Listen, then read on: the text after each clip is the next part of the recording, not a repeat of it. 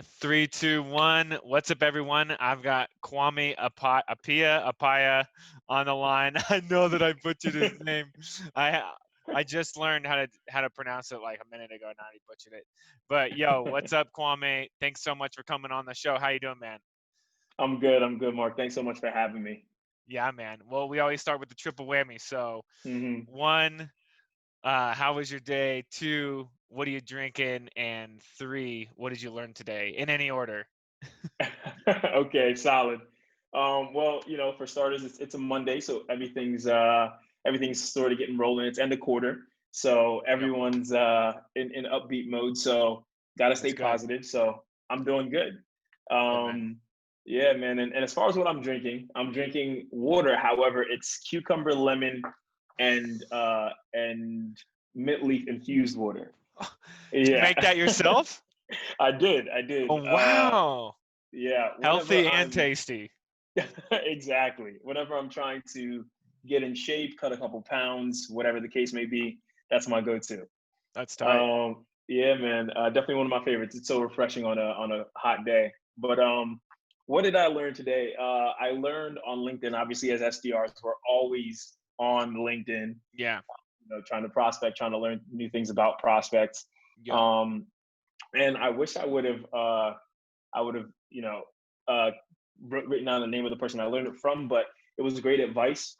It was really to encourage people, especially right now in, uncertain times when it Yeah. comes to cold calling or prospecting, is that, if you are an owner, CEO, CFO, whatever, higher level management, and you're trying to get through rough times, it's not feasible to think that there's no way to have to budget for that. Yeah. There has to be some purchasing decisions made in order to make sure that you balance it out. So That's good. that's really That's to good. yeah, it's to encourage all the SDRs out there to not feel discouraged because of the times. There is Yeah. a product, there is a need. So as long as you think that you are going to help the company bounce back or stay afloat or rise to the occasion, don't feel afraid to call.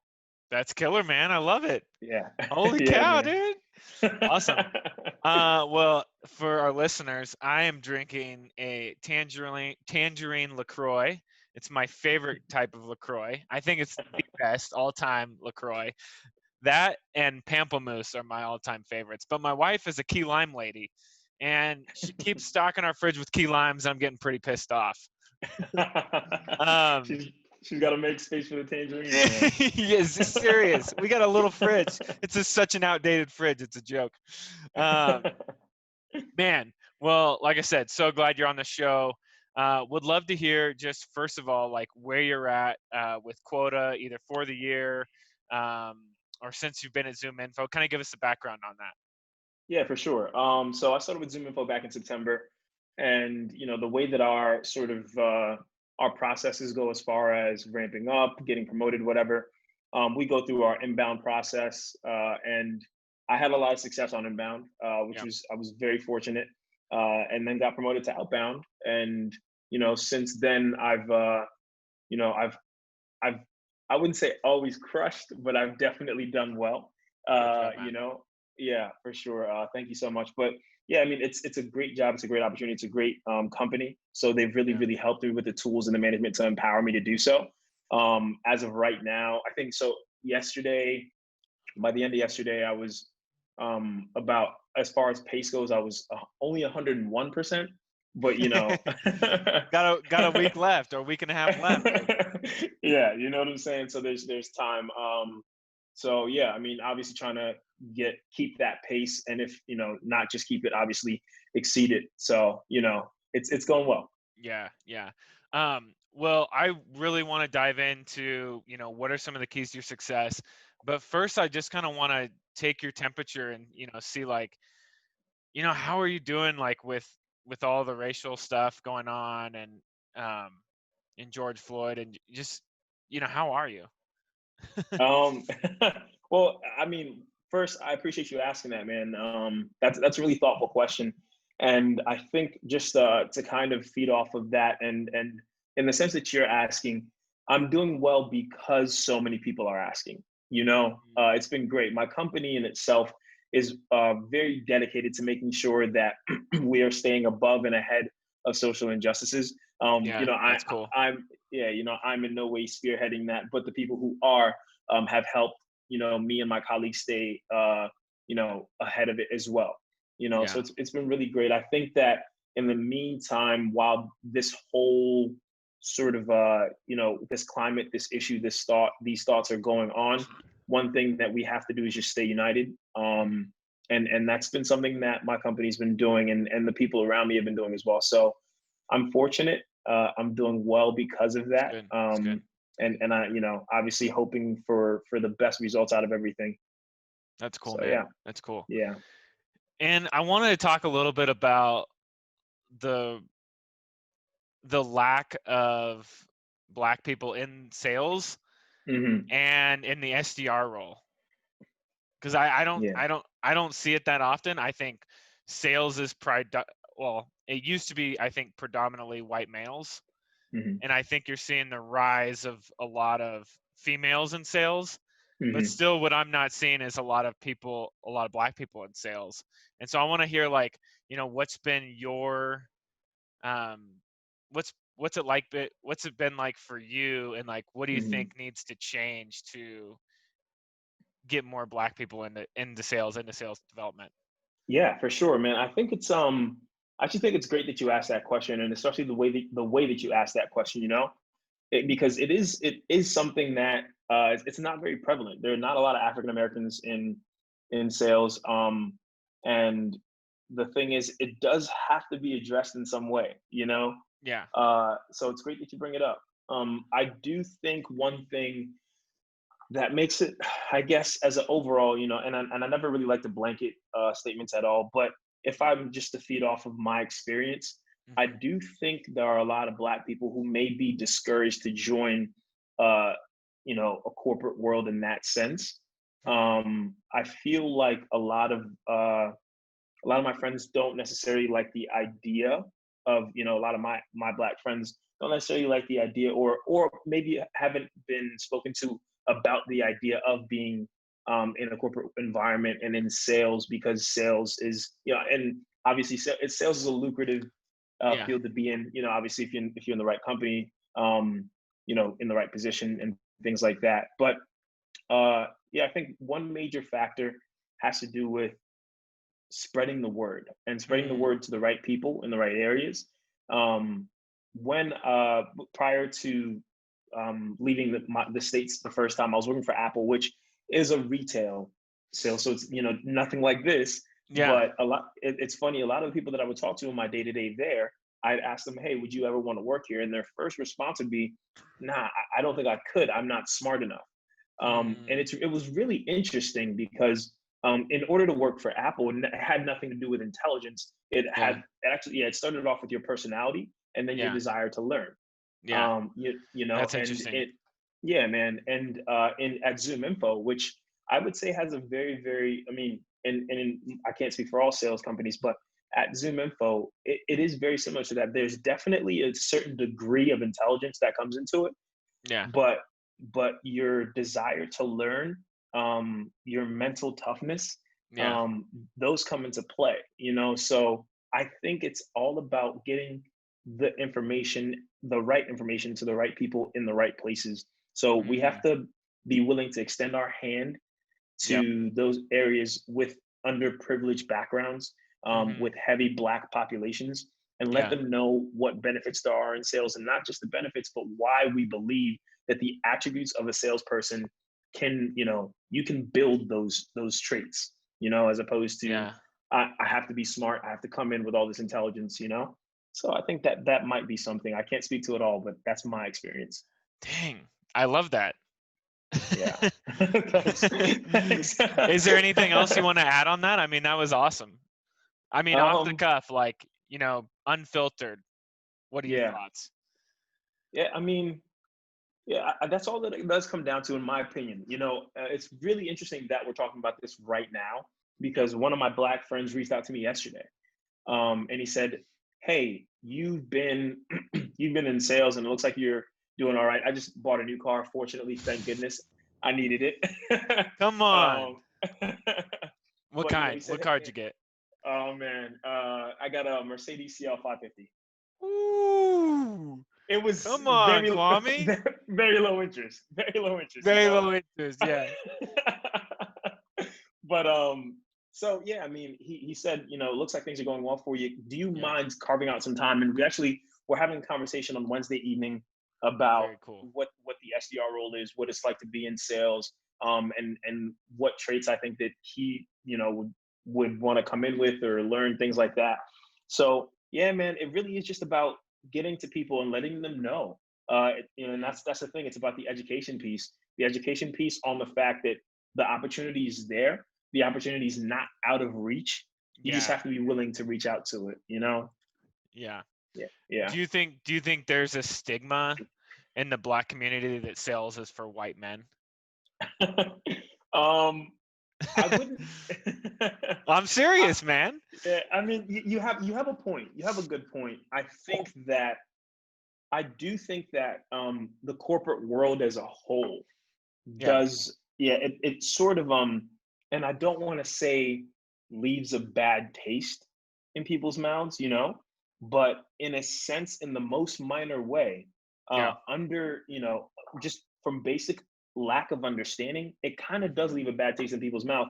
People have this feeling that, oh, I'm going to join this job, I'm going to become a robot, I'm going to sell, you know what I mean? And it's basically taking away from my identity, I feel like, you know. Mm, And hmm. when it comes to the whole black and white situation, you think about it and you think like, in order to get these jobs, people have to have certain degrees from certain colleges, so people kind of already discount themselves or take away their own opportunities Yeah. prior to even applying for the job. Yeah. You know what Yeah. I'm saying? Yeah. So, and another thing that my company had a great Juneteenth celebration on Friday, which was great. And one example that someone brought up was that people don't likely, you know, people are less likely to apply for a job if they don't see as many role models in it.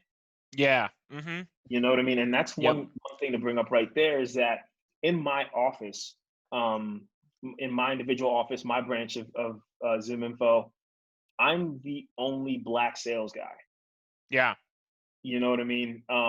So if you were to bring uh, 25 middle school or high school kids, Yeah. and they were Oh, it's all, huge. you know what I mean, and they were Yeah. all willing to learn about sales, let's if it was my day off, they would see zero, right? Yeah. And even if I'm there, they would see one. They would Hmm. see themselves as being constantly outnumbered, you know, and that's Yeah. not an environment anybody wants to be in, you know. No. So that's kind of how I look at it, man. We have to have those first wave of people who step up, do the job, and then Yep. say this job is something that we can do, and then Mm. from there we can get more people to want to do it. And you kind of think we're in that phase of like, w- there's definitely more, there's definitely more black people in sales than when I started 5 years ago, I feel like. For sure, for And so sure. do you kind of feel like we're in that phase of, yourself and others paving the way are going to show the rest of the population and community like, hey, we can do it, and these are the things that, not we can do it, anybody can do this job. What I mean is like, let's, like, you're a role model, you can reach out to your community, because I mean, Mhm. if people want to get into sales, like, and they want to talk to me, I'll be like, yeah, I'll tell you what sales is about. But if you have no Yeah. one to talk to about what sales is about, like, how are you going to get into sales? And another thing you pointed out earlier was like the education piece, which I don't know why people make, like, to get an SDR role, why do you need a degree from college? I've got a guy coming on my podcast that I'm actually hanging out with tomorrow. He's the one of the top guys at Drift, and he was from Outreach, and he Mhm. sold cars. He's like just getting his degree, but he didn't come into sales with any degree. Mhm. And I'm like, what in sales, like, why do you need a degree to do this? Like, it's all training on the spot, in my opinion, unless you go to school to get a sales degree. Like, if you go to school for 99% of the degrees out there, you're not going to learn basic cold calling, cold emailing, negotiating. You're not going to learn any of that. you know? Yeah. So that's another beef that I have, just that was a random topic, but Nah, we're uncovering things. That's what we're here for, right? I think it's cool to hear from you, like, directly from the source. I think what I'm having a problem, like, with my beef, like, right now, is there's a lot of people talking on social media, and, like, to me, it's like, what do you? It's so convoluted right now. Hmm. It's just annoying to me. It's Yeah. like, if you don't speak up, you're an idiot. If you do speak up, you say the right thing, and it's like, it's really hard on social media right now, and LinkedIn is a little bit like that, I feel like, right now. Hmm. But how have you navigated, like, social media and everything through this? I think one thing that I kind of always um, keep in mind, and I remember someone actually reached out to me and asked me about what inspires my LinkedIn posts, or what inspires me to say certain things, or how I feel when I see certain things. Yeah. And the most basic thing, or my sort of basic rubric for it, is that don't worry about what's out in the world. Worry about what's beneficial to you, right? But Mm, not in a sense of ignoring it, mhm. right? It's in a sense of being negatively affected by it. Yeah. Okay. Uh, the thing is, there's news on two sides of things, right? Completely polar opposite news. There's CNN and then there's Fox, Yeah. and they're both telling you something. And Yeah. at the end of the day, they're both primarily speaking BS, right? Because they're trying to appeal to their Ex- own fan base, yeah. which really, and that's why I don't pick a political affiliation or party or side, because at the end of the day, both of them are only going to stick to the principles they feel like their crowd wants to hear. Yep. Um, That's so it's that's a about good point. exactly. So it's the first thing is demystifying all the cloudy nonsense that's out there, right? Yep. Um, believe 25%, if that, of what you see, because those things are going to drive your emotions. So if you're believing every single little article or whatever that you're seeing, you're Yeah. constantly going to be in this whirlwind of emotions. Yeah. So What you true. have to, yeah, man, what you have to do is you have to start figuring out what the facts are.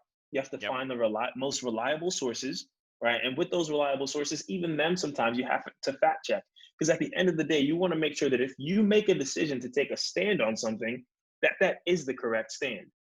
And that then leads to how I portray my own thoughts on LinkedIn, is that Mm, I don't care how many people are going to like the post that I put up or how many people are going to comment on it. I'm going to say what I believe in my heart. And if it happens to appeal to you or resonate with you, then it's your choice to like it or not. mhm. That's cool, So man. that's kind of how I navigate on both ends. That's cool. That's cool. All right, I want to change gears a little bit, and I want to Yeah, talk about your background because I think it's super cool. So you were a pro soccer player. I was. Like, kind of walk us through like how you got into soccer, and like how that got you into sales, and give me the whole background, man. Yeah, for sure. I started playing soccer when I was about 17. Oh wow, So that's pretty late in the game. I was super late to the game. I actually used to play football. Big Okay. football guy. Yeah, Did and you and play I you play actually football in high school? I did. I played football in my freshman year. Started to play with my sophomore year, but something went awry, just didn't work out. Yeah. Um, so I decided to either go full speed in football, essentially, or reroute and find something that I thought was better for me. So junior year comes around. I have a my closest friend at the time was this little guy Kenny, and he just said he said, "Hey Kenny. Kwame, like, yeah, Kenny's the man." Kenny and Kwame, dude. Yeah, gotta love it. But yeah, Kenny just says, "Hey, Kwame, like, you should try out for the soccer team." And at that point in time, my family was big into soccer. My dad actually played pro soccer way back in Ghana. Wow, that's So tight. yeah, it was cool. But so I was like, all right, sure, I'll give it a go. I've kicked around a soccer ball before when I was second and third grade. I used to kick around. I used to play in some leagues. So yeah, I tried out, and I wasn't very good, but I was obviously from my football background freakishly athletic. So I thank Yeah. my football coaches for that. Um, so yeah, I mean, got really fortunate, made the team. Uh, played, only had like 2 goals that season. Didn't do that well. My coach, sort of took me under his wing and said, "Hey, you have a lot of potential here. Since you've never played, you have a lot to learn." So Mhm. he actually, great guy. At that point in time, both my parents were very busy. So my coach would, he'd sign me up for leagues. He'd pick me up. He'd drop me off. He'd pick me up on Holy cow. Sunday, yeah, Sundays, Saturdays. He'd take me to trainings. His name is Scott Dawson, a great guy. Wow. Yeah, massive, massive, important piece to my life. Um, Crazy. and yeah, from there, senior year comes around. Yeah. First game comes, I'll never forget it. It was against North Hagerstown, and I scored 5 goals. And then like from there, it like just took off. Holy So cow. yeah, I started receiving college recruitment letters. People were calling me, so I was like, I guess this might be my thing. So yeah, got really fortunate. Received a scholarship to a Division II school in Delaware, which I couldn't complain about. I didn't really care about the divisions. Didn't really know anything about them at the time, right? Uh, played out my 4 years. Didn't do that good. Decided that it's over. My soccer life is over. Started working, Yeah. and I was working at Apple for the time, and I got a random email from my college coach that said there's a team that's doing tryouts in Philadelphia, and it Yeah. was like one of the partner teams for the Philadelphia Union. So I said, hey, I'll give it a try. That's cool. Went out, yeah, very very fortunate. 300-person tryout. They picked 6 people, and I was one of them. Oh my. Yeah, Had you been training up to that point when this you is were the at crazy. Apple? This is the crazy thing. I was training little by little, but I was definitely not training to the degree that I should have been if I really, because it was kind of late notice. When I got that email, it was a week before the tryout. Oh my gosh. Yeah, so it was basically like I received an email, immediately ran to my bedroom, threw on all my soccer stuff, ran like 5 miles, and then did that for the next week while playing soccer. Just tried to rush it all. So I was really lucky. I was really fortunate. Made that team, and at that point in time, obviously with the amount of experience I had, I was by far the worst player. By far, not even like a question. Um, so it was really good for me Yeah. because everybody that I played next to had some ability that I had no idea how to comprehend prior to Yeah. that relationship. So I learned so much from that team, and I played with them for 2 years, about maybe about a year and a half. And at that point in time, I heard about some tryouts in Virginia for a team in Virginia. Tried out for that team. It didn't go the way I wanted it to. However, there were coaches from Europe who were there just checking it out, Yeah. exchanged information with one of them just on the basis of, hey, if I'm ever around, I'll give you a shout. Yeah. Yeah, ended up going on Crazy. vacation to Iceland, contacted the coach for, it was like a third or fourth division team in Iceland, went out, trained with them for a day. It just so happened a first division coach was there. Um, yeah, he was just there kicking the ball around with them. And that day, I absolutely slayed. He approaches me after and says, like, "Who are you? What are you doing here?" Yeah. And I, told him my info. He says, "Come train with us." So I trained with them, which was really cool. And they were Wow. also once again much better than me. So I learned a lot. Played a game with them after I had a really terrible set of training sessions. But the coach he was really nice. Said, "Hey, Yeah. whatever, we'll give you a try. You did all right at the training." Yeah. Boom, scored my first hat trick in European soccer. Oh my And gosh. then, yeah, and then from there, I got invited to a team in Latvia. So I kind of just, it was weird. It kind of just kept starting off by chance. Yeah. Yeah, And each time you're basically starting in the lowest position and just learning from exactly. those around you. Yeah, you know what I mean? So that's all it was, man. Went to Iceland, played with these guys for, a little bit, not like a long time, but it was enough to learn a little bit and then transition right. As soon as I got home, I went to Latvia. And that was all a connection of coaches. Yeah. So played in Latvia for about a month, transitioned through 2 or 3 teams, trained with them, and then from there got the opportunity to end up going to Sweden, and that's where I spent a vast majority of my time. How long were you in Sweden for, and who were you playing for there? So I was playing in Sweden for bit over about a year, bit over a year. Wow. And at that time, so I started out playing for a lower division team in a small town.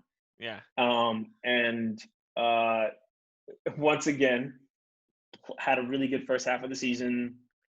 Some, first division coaches heard about me, came to watch my trainings, and, kind of started kicking off from there. Because of that, got some tryouts to end up switching over to some teams in the higher divisions. And then, from there it was great because it wasn't like, it essentially felt more like a long tryout, but it was great because I still got to be on the team, throw on some gear, travel around a little bit. And, hey, you can't complain about that, right? Oh my gosh. How many do you know how many soccer teams you've played for since? Um, I guess since it started, the amount of teams that I have played a professional game for or against, well, played a professional game for would probably be 5 teams. Okay. And it's great. I mean, it's not too, yeah. I mean, I wasn't there for like a week and then leave, but Yeah. they were at least 4, 5, 6 months each.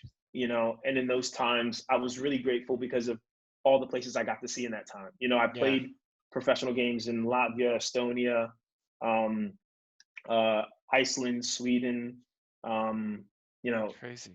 Finland. I mean, like it was an it was an experience, man. And I can't complain about that regardless of which way it went. I guess it all kind of came to an end when October or November of 2 years ago. I think it was 2018 Yeah. at the time.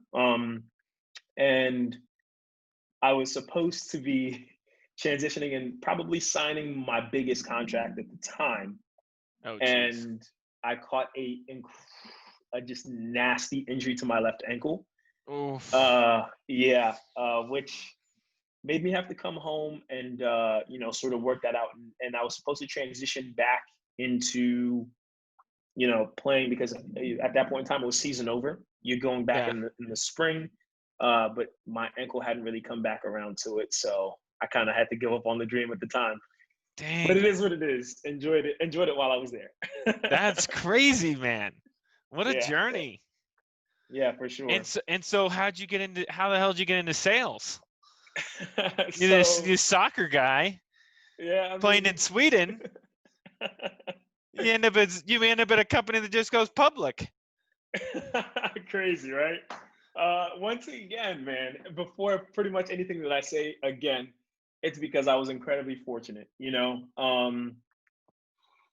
One of my closest friends in high school, his name's Mason Neely. He is one of the directors of sales for ZoomInfo. Okay. Yeah, and he plays soccer as well on the side, so we kick the ball around. So you school him, and then he's like, "Yo, feels bad. Gotta give you this job in sales. What happened?"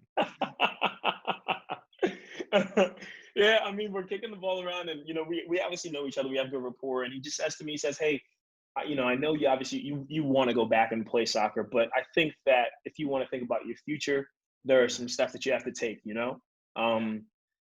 Because at the end of the day, you can only team hop for so long, Sure. before you get to that point where you're not really gaining anything that's beneficial to you, and you're not growing, Yeah. as a person.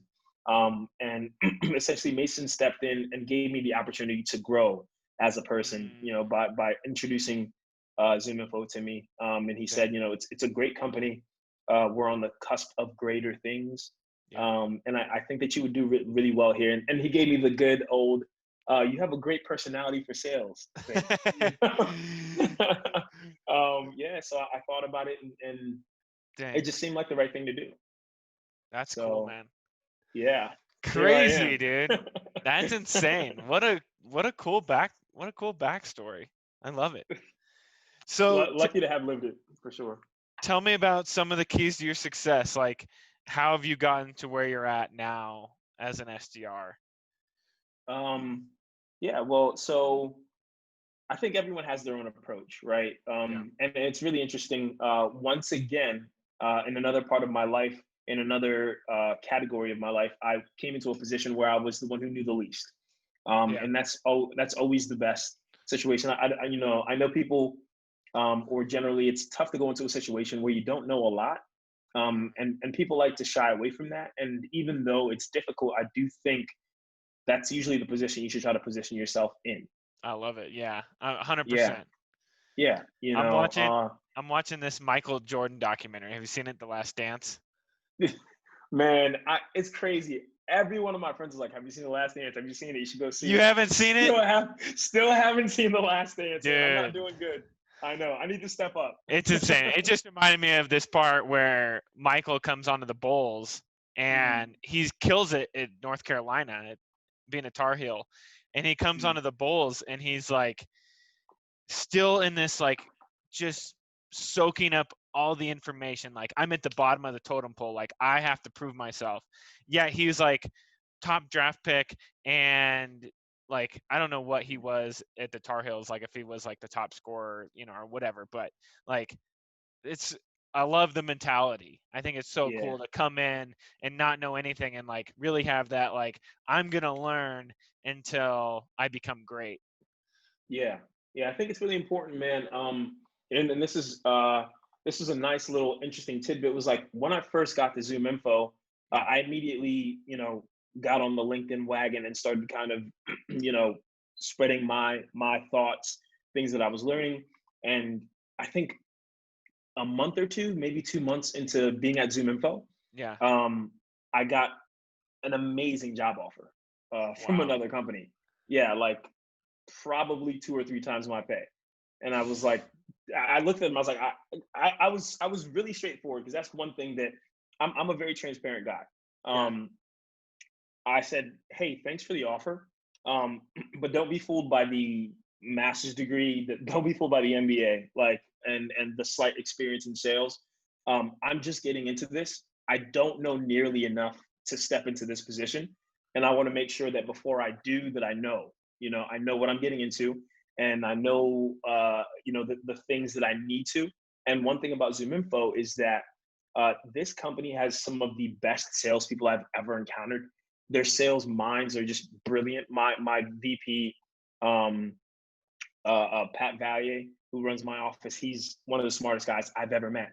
That's tight. And at the same time, they've all got just incredibly humbling personalities as well. That's so cool. So yeah, man. So these are the people that I wanted to learn from, and wanted to grow with. And that's that mentality that I had to maintain. Because Yeah. if at any point in time I gave myself 6-ring Jordan quality, I would have gone to another company and probably failed. So I needed to be rookie Jordan for some time. Yeah. I don't think I'm that great, but obviously you get the point. Well, I do think it's interesting that okay, so in your soccer career, you hopped around quite a bit. Mhm. Was there a part of you that was like bigger pay, jump ship, go make more money? 100%. Yeah, Obviously, I'm human. I'm attracted to the same things that everyone's going to be attracted to immediately, right? totally. Uh, yeah, but I had just moved to DC. I had just moved in with a great set of guys who were also very driven. Hmm. Um, the other job would have caused me to relocate right away. Yeah. um, and I wanted to get my footing. I wanted to start building a foundation, before I just like uprooted. You know what I mean? So I think that that was really important for me. I wanted to make sure that I was prepared, and regardless of how many different attractions I felt, or how strongly I wanted to take that opportunity, I just knew within myself like I just wasn't ready. Hmm. That's cool. So And that's the thing, like that's another thing about my sort of mentality is that like I know it's tough to say, but money does come and go. You know what I Yeah. mean? If you're Yeah. if you're yeah, man, if you're not enjoying what you're doing or you're not enjoying who you're doing it with, then you know, all you're doing is just kind of floating along. And I didn't want to be floating along, you Yeah. know. Yeah. Yeah. In sales, it's easy to get caught up in the mindset of money. But like, I mean, like life comes before money. Yeah. And I feel like I notice that so much more now that I have a kid, and like I've been in sales for, you know, 4 or 5 years now, and I just like, and it's not a very long time, but I don't know. It's like when I first started, I would work like 11 to 12 hours a day, and that was like that was like it was like my soul. Like I just wanted to be on top. And now that I'm, you know, further along, it's like it's cool. It's cool to like to crush, and it's cool to do, you know, big things, but I don't know, like you're not going to get that time back. Like my daughter's Yeah. never going to be like, I don't know. She's never going to be one again, you Yeah. know? Yeah. I feel like it's easy to get caught up in being like so determined and like chasing money. But Yeah. Yeah, no, that makes a ton of sense, man. And to speak to your question earlier, I think I kind of just I went off tangent a little bit. What makes me successful? You know, you're right. Is that when you started, you wanted to work those 11 to 12 hour days. You know, when I first started at ZoomInfo, I worked Monday through Sunday, as dang. in like, yeah, you know, I was an inbound rep, and time was money back then. You know what I mean? You weren't doing as much prospecting. You were calling warm leads. So Yeah. it was like, cool, I'll call as many warm leads as possible. You know what I'm Yeah. saying? So I would work Monday through Friday. I'd work Saturday. And then, Holy cow. yeah, yeah, I was on Saturdays, I was primarily calling Australia. Sundays, primarily calling like the UAE. Um, yeah, man. I mean, it was just like work, work, work. Because at the end of the day, I mean, they gave me the opportunity to. They presented. They said, if you want to, that's your, you know, it's Yeah. your prerogative. You know, and I was definitely going to take that. And like you Animal. said as well, you got to do it. You know, but as time went on, obviously, I shifted modes a little bit and went more so to the working smarter than working harder aspect of it. Yeah. And I think that when you become most successful is when you're able to merge the two. You know, because is regardless of where you are in sales, regardless of what level, you will have to put in the hours. You will have to Yeah. put in the work, right? Yep. But you also have to figure out what's the best way to maximize these amount of hours I'm putting in. Yeah. So Yeah, yeah, man. what are some of the things you've learned, or what are some of the processes that you're doing now to work smarter, not harder? So man, so I don't think my management loves this very much, but I'm Oh, I not want to hear the it. Well, you just teed it up, baby. I want to hear it now. I'm not exactly a smile and dial SDR, which is definitely it's. I think that my management is so correct uh, when they say that you know you want to give yourself as many at bats as possible. You know, Yeah. it makes sense. Call people because even if you call and you make 10 connections and you screw up on 7 of them, you still book 3 meetings. You know what Yeah. I'm saying? So it's about giving yourself the opportunity. And I need to get better at that. You know, Hmm. but I think that one thing that kind of resides with, you know, the meetings that I book, um, I think has to come from an immediate empathy standpoint, right? Like Mm, I'm calling people genuinely because I think we have something that can help them, not mm, because I want to hit quota. You know what I mean? that's huge. And I think, yeah, you know, and it's a thing. Like I'm not a very big volume guy. I don't, you know, book a whole ton of meetings. The thing is, though, my conversion rate is really it's good. I converted about a 90%, 85 at times. Wow, So I mean, yeah, that's kind of how it works. If I'm gonna book 30 meetings, I'm gonna try to make 25 of them show up, and they're probably going to. that's And tight. that, yeah, man, that's what it comes down to. So you kind of have to find where your strengths are. And I knew it kind of from the get that I wasn't necessarily a volume guy from the beginning, and I'm working on that. You know, that's a weakness of mine. Yeah. But I'm relying on my strengths, which is making sure that every time I get off the phone with someone, they know that they're showing up to a meeting with Mm. Kwame, not showing up to a meeting with ZoomInfo. So Mm. yeah, That's tight. That's yeah. tight. Talk to me about kind of how you're using empathy to drive sales. What does that Um, yeah. So I mean, like right from the get go, anytime you get someone on the phone, right? Like if someone calls you, you mean? Yeah. know, says, "Hey, Mark, I've got a product for you, man. Blah blah blah. Does this, does that. Do you want to buy it? You know what I mean? You're probably gonna be like, who's this? Like, what are you selling? You know what I mean? Yeah. Who are you? How'd you get my number? Exactly. And that's what you'll get a lot of that in cold calling regardless. I can come off with the nicest approach ever, and Yeah. I'll probably still get that, right? But a couple things to note here is that yes, you can start off a meeting or start off a conversation in whichever way. There are going to be some people who don't respond to it the same way, right? Mm. So you are going to have those at bats when you do get those opportunities, and they're not going to work. So the empathy might not always work for me. However, Yeah. if I do get someone on the conversation and we are having a genuine conversation, I make sure that I cross all my T's, dot all my I's before we get off the phone, right? Yeah. If I see if I hear doubt in the conversation, I'm Hmm. gonna ask about it. That's tight. You know what I'm saying? Like, hey, Yeah. is there something, is there something that you have in a reservation that's making you not want to do this? And if there's not, that's fine. Let me know. Yeah. That's You cool. know? That's Yeah, cool. because Because at people the do end that of all the time. Yeah. Yeah. Yeah. Oh, yeah. Yeah. I'll be there. Yeah. Sure. yeah. Like they guilt Yeah, trip you, man. and they guilt trip, just because they feel bad or something. Exactly. At the end of the day, but if we're on the phone and we're having a conversation, then we're genuinely having a conversation. I'm going to That's ask you about your day. I'm going to ask you about your kid's piano lesson, and then at the end of the day, when it comes time to talk about our business, we're going to talk about our business. And because we talked about your kid's piano lesson, you're going to feel confident and okay with letting me know, hey, if I'm going to be honest with you, right now is not the time. You know what I mean? And that's okay with me. I want you to state your truth to me. And mm, of course, you can't always rely on people. There are going to be people who still no show regardless. It's a numbers game at that point. But at the end of the day, I want to make sure that the numbers that I do get are people who remember me and my presence resonated with them due to what I said to them when we did get our connection. And I have a lot of success with my emails. Um, really. uh, yeah, I have a lot of success with emails. People reach out to me to ask about my emails because I mean, there's just a couple minor things.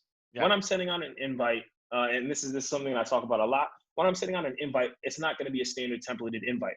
It's going to be an invite with what we talked about, not just about the business, but about your day, about your kid's piano lesson. That way, Mm, when you wake up on meeting day and the meeting reminder pops up, it's not thanks for connecting. Let's come to this meeting. It's about, hey, I hope your kid's piano recital went well. that's tight. We'll see you at 3 o'clock. That's You real know, rapport right there, baby. you got to do That's it, man. that's real. That's what it's about, man. Because we're all people. We're buying from people. We're selling from people, man. We're not buying from a company. I get it. At the end of the day, the product means so much. But I've called people on the phone who have picked up Mm, and they'll tell me about why they didn't go with company X or company Y because of an experience. mm, So it wasn't about the product. And then I'm yeah. like, hey, all right, well, in that case, is there something I can do to fix that? You know what I'm Mm, saying? So that's what it all comes down to, man. ZoomInfo has a fantastic product, and without bias, um, in my opinion, the best product on the market within its space. Right? I I'm agree. calling, I yeah, agree. you know I what I use mean? it. I use ZoomInfo personally, Yeah, all right, perfect. So we're on the same or page, our company does. So yeah. yeah. So it's like, hey, I have something here. It is the best thing that you can get, right? Mm, And the reason that I think that it will help you is because of X, Y, and Z. yeah. Now, do you think that those are necessary? Yes? Cool. Let's take this meeting. If you don't, tell me why you don't. If you don't Mm. now, tell me when you think you will. And that's what. Dude, it's so personal. It's so honest. Yeah, man. That's an awesome approach. Yeah, I think that people have to lead more with their honesty. Mm, A friend once told me if everyone was honest, the world would be in a much better place. Not just like with who we are, but like technology would be further, or because at the end of the day, we would just be honest with each other. Sometimes people aren't honest with each other so that there aren't as many developments on another end so that they can take advantage. You know what I mean? So like, it's all about pure honesty here. We're both going to Yeah. progress together. Let's just be Yeah. honest with each other. Yeah. Blah, blah, blah. All that. Dude, that's tight. No, I think that's awesome. That's awesome. So you book a lot, most of your meetings via phone, via email, LinkedIn. What's your what's hot? I would say for me, it's primarily email. I took some tips from Beck Holland. I don't know if you know who that is. Mm-hmm, mm-hmm.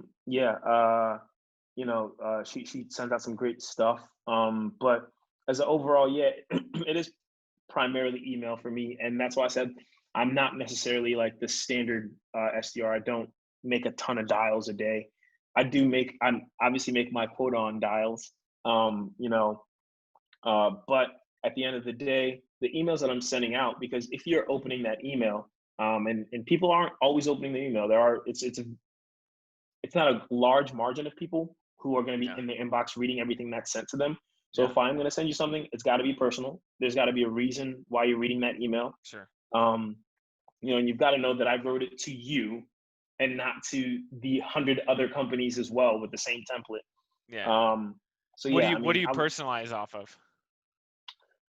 I think What's the go-to? A lot of the times I think it has to do with, so I mean, obviously there's opportunities to find out about people, and sometimes you will have those prior engagements, which those are really great because the timing wasn't right on those, or maybe the experience wasn't ideal. Maybe there were certain parameters or barriers that didn't really help it progress at the time. Mm-hmm. So I think the challenge here is, if it's through an email and you're talking to this person, it's about making sure that you're addressing what their issues are right now. At this point in time, obviously we all have capabilities to know, if our emails are being opened and, if people are willing to respond or clicking or whatever, so that sort of helps you build an understanding around it, right? Yeah. Like, did this email resonate? If it didn't, cool, I'll send something that might resonate better. And another thing is, if I'm going to send you a personalized email, I'm going to also call you and see if you got a chance to take a look. Yeah. So I think that it does come with a nice combination. I am booking a lot off of email, and I'm very fortunate for that. But if I'm not getting that email and I thought that email was a good one and I thought that it made a lot of sense, I'll also call you to check in. So it's a nice little balance at a certain point. Yeah. How many dials do you guys make a day then? You said you don't make that many, but what's your guys' quota? We're pretty high on the dials, right? I know for us, we now I don't know now, since we're like public, if it's like, I don't know if there's like any caveats, like if I'm allowed to say. I Don't worry don't know. about it. Don't worry about it. Yeah, but it's a lot of dials. Let's just say. I'll just say over 50, under 50. Over. Okay. That's still a fair amount. You said like you're not hot on dials, but that's still pretty hot on dials in my book. Yeah. That's, for sure. And that's just making sure, I think, like, our management, like I said, wants us to make sure that we are, we're being productive and we're taking advantage of our day, and I 100% agree with that. I want to give myself as many at-bats as possible. So let me ask you this. Mm-hmm. If you have a dial quota, Mm-hmm. if you didn't have a dial quota, would you send more emails and make less dials? Yes. I think so. But at the same time, I have had some moments where my emails just weren't working and I did have to switch over. I've had some days when I've woken up and done my like 200 dials, maybe 250, 300 sometimes, because those are the days when at times you wake up, you have a goal to hit. And if sometimes those emails are progressing a little slower than you'd like, that's when you have to take action. So that's a factor that I 100% agree with, is that getting on the phone is definitely an action move for an SDR. Yeah. That's how you make the world go round, at the end of the day. Picking up that phone, talking to as many people as you can, that is the action step. So don't get me wrong, there's definitely days when I do that, but I'm over the weekends, sometimes if I'm just sitting around watching a movie, I'll send out some emails and things, and those are definitely something that come back and trickle in eventually. So That's I tight. get lucky. That's tight. I love it. Yeah. Are there any people that have been super pivotal in your sales career that have helped you immensely so far? Or do you have any mentors? I would say so I work with a few guys on my team who are really amazing at their job. Yeah. You know, great volume bookers, great volume completers, and I learn a lot from them. A guy that I talk to who I'm 100% sure wouldn't mind me name dropping. His name's Nick Johnston. Nick Johnson, Um, baby. I don't yeah, know yeah. Nick. Yeah, he's a good guy, really, really smart guy. And he's really good at his job. Mhm. You know, he's one of our team leads.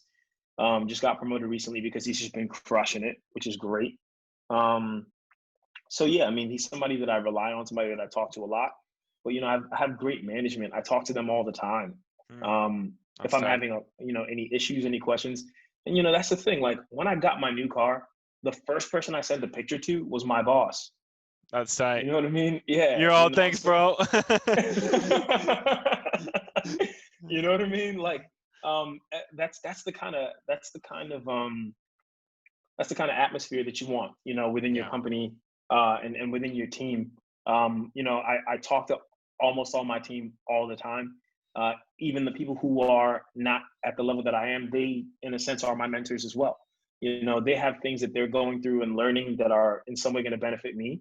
Yeah. If I was to, you know, I guess once again, if I was to name drop people who are really affecting my sales career, my growth, Pat Valier, incredibly smart guy, head of my office, and he's the one who hired me. So Yeah. obviously got to That's give tight. him some thanks on that.